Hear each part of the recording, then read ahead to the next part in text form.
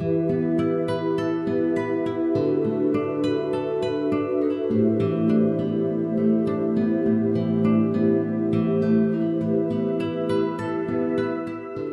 my name is Mike Jackson. I am the CEO of Professional Provident Society, and this morning I spoke to the leaders about risk management. Sounds like a boring topic, but basically I want to say to the leaders that you need to ask all the dumb questions, and don't be embarrassed to ask the seriously dumb questions around risk, because it's from those dumb questions that we really get the good answers. Here's some risky words, okay? I mean, the word guarantee, how often do you see that word? Guarantee means, by providing the guarantee, we're going to reduce your risk. Things like volatility, okay? Probability, very important, related to risk. Uncertainty, gambling. I mean, where often do you see gambling? I mean, that's a big risk. Smoothing, certainty, irrational. Insurance, think about the word insurance. Okay, it's to insure, to reduce risk. And then you've all heard phrases like safe as houses. How many people have said that to you? This investment is as safe as houses. Well, property markets collapse, so how safe is that? Basically, I mean, from a risk point of view, we can assess the present reasonably well. The past is largely known. And I put a couple of question marks there. Is the past known? Well, only to the extent that the historians tell us. And this is the scary part, and a lot of people find this quite scary. The future is actually unknown. With all our massive scientific developments, with all our predictability, with everything, but the future, unfortunately, is largely unknown. And that's where risk and risk management comes in, is actually how can we manage the future better, given the fact that it is largely unknown. You've all heard the too big to fail scenario. Well, there was the world's largest bank. That was the size of the world's largest bank, its value, okay, as of the second quarter of 2007. And there was its value 18 months later. Okay? There was its value. It just collapsed, the world's biggest bank. Warren Buffett always talks about too big to fail, and his philosophy is institutions must never be allowed to be too big to fail. In other words, you must never allow an institution to get to a size where only the government could bail it out. So what have we actually learnt just quickly from the global crisis? I mean, just from that one slide, what did we learn? Well, countries have been spending money all over the place that they don't have. Democracy results in bad long-term decisions.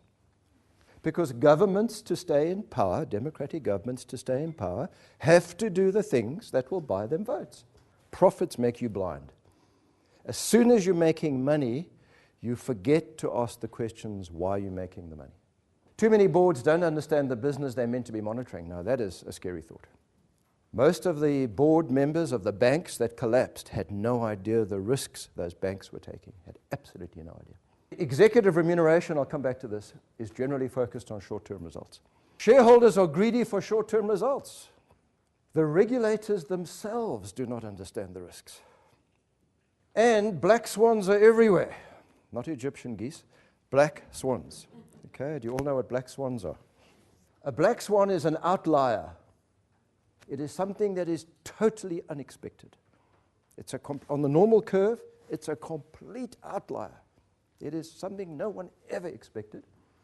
It has extreme impact. For example, 9/11, the subprime crisis, World War I, World War II, the tsunami. So black swans are these events that are completely outliers, extreme impact, and we explain them retrospectively. We've got incredible explanations as to why they happened afterwards. The scary thing about a black swan is you don't know what you don't know. You don't even know that you don't know it, because it is so far out of your ken. It is so far out of any realm of predictability that no one ever thought of it. The subprime crisis was a complete and utter black swan. No regulator predicted it, no board predicted it. I can assure you the world was going beautifully. The party was going, the champagne corks were popping. All right? No one predicted that the music would stop and the party would be over. all right, as rapidly as it was. Nothing fails like success. All right? Nothing fails like success. So if there's success, you really have to be on top of why. Basically, if I look at any business, the first question I ask is, the CEO should understand the risks, does he? The board should understand the risks. Even if they did understand the risks, would they have the same strategies that they have today? The shareholders should understand the risks. Well, I can assure you they have no idea. The audit and the risk committee should understand the risks. And the regulators, once again, do the regulators have the quality of person? Do they have the quality of experience?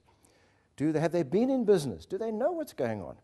A lot of the regulators I meet have never been in business. If we to try to get to the bottom of risk management then, if we try to understand, get to the guts of it, we have to know the following. How is this company making its profits? Have different accounting methods created these profits? You've all heard of creative bookkeeping? Not illegal, absolutely legal. It's nothing about being illegal. It is purely about the way you expense things, the way you capitalize things, how aggressive you are about profit recognition. You can pump up a company's profits dramatically for the next year or two. You can lease equipment, you can do an SAA on the crowd, sell the company silver. You can do all kinds of things and show a huge profit. Does that mean the company is profitable, sustainable? No, it doesn't at all. Has the company's profits changed in the last 2 or 3 years? Have they gone up dramatically or down dramatically? Why? What are the issues underlying those profits? How sustainable are these profits? What are the dependencies? What are the dependencies around? What's the cause and effects, the dependencies around the profit? How financially strong is this company? The thing next to the banks that absolutely boggled my mind and their failure was the failure of the motor industry in the US. That really boggled my mind. Ford Motor Company went under, okay, effectively. Why? Because for 3 months their sales were down. Now, what does that tell you about Ford Motor Company? If you can't handle 3 months of sales being down, what kind of company are you? And the shareholders for years have been putting pressure on Ford to produce, okay, issue more profits, pay more dividends. As a result, the cupboard's bare. So 3 months of no sales, company collapses. And very important question, what happens if the number one client leaves? Well, firstly, you've got to know that there is a number one client. Okay, you've got to know that maybe the profits are dependent on one government contract or one major strategic initiative. Can the company survive 3 bad months? Can the company survive 6 bad months? I mean, surely as a management, if you have built a company that cannot survive 3 bad months, have you built a strong company? Surely your company should be bulletproof. Surely you should build a company that can withstand almost anything. Is the chief financial officer independent and financially astute? Because the chief financial officer should be in charge of the purse strings and should know exactly what the company can afford and cannot afford, and exactly what the risks, the financial risks are. What happens if the CEO resigns? The answer in a well-run company should be absolutely nothing. Not saying a CEO can't add huge value. Of course he can. All right, but the departure, there should be sufficient management there and infrastructure and expertise. Company must carry on running. Are there any regulatory changes on the horizon? It's amazing the number of companies that don't monitor the regulatory environment. One minor change to the Banks Act, banks go out of business. One tiny change in the taxation structure of certain organizations, they go under. And are there any black swans that would affect this business? Well, the answer to that is, yes, plenty. We just don't know what they are. Let's just talk about executive remuneration for a bit. Are the key performance indicators agreed by the board for the top team? Most boards probably don't even know what a KPI is. Does the board understand the remuneration structure of the company? Probably not. Do these KPIs reflect the long-term goals of the business? In other words, if those KPIs are achieved, is this material to the long-term goal of the business? Is there a rigorous appraisal process in place of that top team? Do bonuses reflect long-term as well as short-term success? The biggest problem with the banks was all the banking bonuses were purely short-term. They had no impact on the long-term success of the bank. Are there sustainability goals? Do management actually have goals to sustain the business in the long term? or are they all just short-term goals? Do the executives behave as owners, or do they behave as managers? And some of the most successful companies in this country were built by owner-managers, people who had their own money at stake, their own capital in the business. And are the executives conflicted in any way?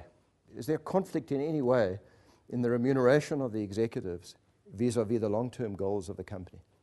Do the shareholders believe in the business, or are they just traders? You've got to have shareholders who believe in the business. In other words, they're called anchor shareholders. No matter what happens, they stay. They do not sell. Management can then take long-term views. How do they measure the success of the business? You don't often engage shareholders and say, how will you decide whether I'm doing well or not? Do the shareholders interfere in the business? How active are they? We all hear about shareholder activism. Is it true? Shareholder activism is a complete myth. And does the dividend policy keep the cupboard bare?